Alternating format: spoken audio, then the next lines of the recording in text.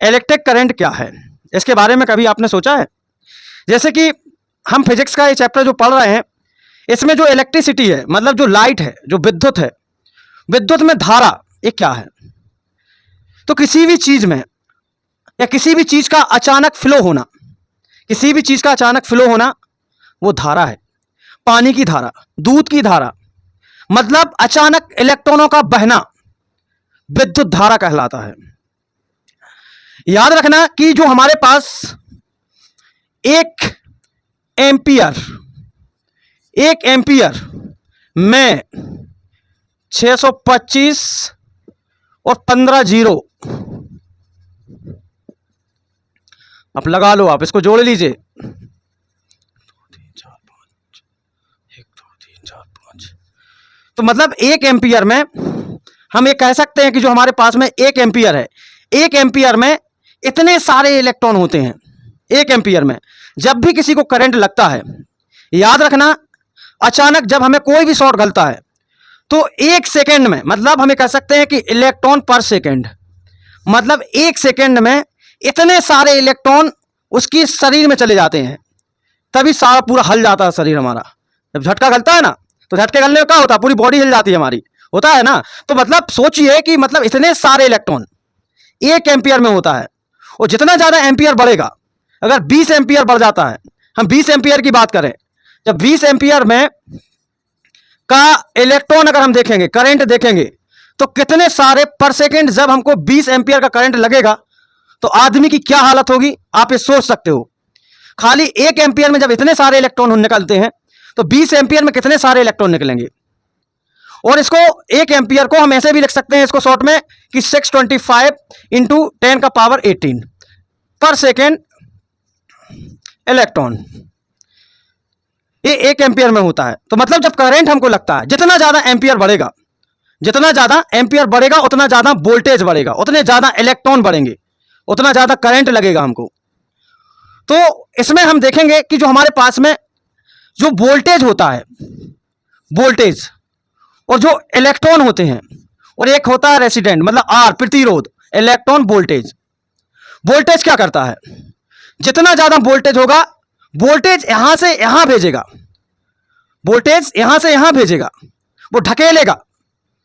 लेकिन जो रेसिस्टेंट प्रतिरोध है, प्रतिरोध क्या करेगा, उसको रोकेगा, उसको वापस भेजने का काम करता है, रोकता है। वोल्टेज क्या करेगा, यहां से यहां ढकेलेगा, और आर क्या करेगा, यहां से ढकेलेगा। और बीच में कौन पिसता है, इलेक्ट्रॉन पिसता है। तो जैसे आपने देखा होगा कि गांव में जब कभी लड़ाई होती है, आपने देखा होगा कि दो लोगों की लड़ाई होती है, सबकी लड़ाई करने का तरीका अलग अलग होता है। कोई बाल खींचता है, कोई उठा उठा पटकता है, कोई लठ मारता है। तो सबके अलग अलग मतलब पावर जनरेट करते हैं लोग। कोई किसी के बाल ही खींच देगा, किसी के कपड़े ही फाड़ देगा। तो अलग अलग आपको देखने मिलता है कि नहीं मिलता है। इसी प्रकार से हम टंक्शन की बात करेंगे कि जो टंक्शन होता है, टंक्शन ये क्या होता है भाई, जब इस टंक्शन में जब करंट दौड़ाया जाता है, इसमें करंट दौड़ाया जाता है टंक्शन में, तो ये चमकने लगता है, ये इसमें चमक देखने मिलती है हमको। इसीलिए ये ज्यादा चमक मारता है। इसलिए इसे बिजली के, जो बिजली होती है, बिजली का जो बल्ब होता है, बल्ब में इसे डाल दिया जाता है कि चमक कितना चमकेगा, जिसमें फिलामेंट के रूप में इसे यूज किया जाता है।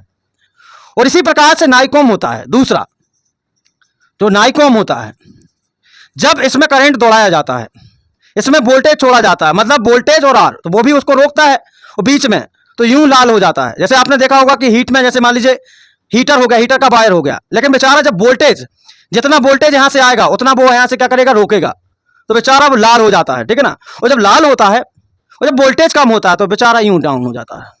आपने देखा होगा कि बोतल फोतल नहीं करता, डाउन हो गया, ठीक है ना। तो नाइकोम में हीटर वगैरह को, जैसे कि फ्रेश वगैरह के जो वायर होते हैं, उसमें वोल्टेज के रूप में से यूज किया जाता है। तीसरा है कॉपर, जैसे सीयू, ठीक है ना। अब कॉपर क्या है भाई, जैसे मान लीजिए कॉपर के जब वायर में जब वोल्टेज छोड़ा जाता है, तो उसमें भी क्या होता है, यहां से वोल्टेज, वहां से आर, मतलब वो तो रोकता ही है। अब दोनों रोकते हैं, दोनों लड़ते हैं, इसलिए इसे पंखे में डाल दिया जाता है। तो घूमते रहो, तो पंखा यूं घूमता रहता है, यूं, ठीक है ना। आपने देखा होगा इस तरीके से घूमते रहेगा पंखा, तो आपको ये देखने मिलता है। इसलिए कॉपर को भी हम देखते हैं। तो ये सारी चीजें होती हैं। तो एम्पियर मतलब करंट को ये क्या करता है, जितना ज्यादा एम्पियर बढ़ेगा उतना ज्यादा वोल्टेज करंट बढ़ेगा।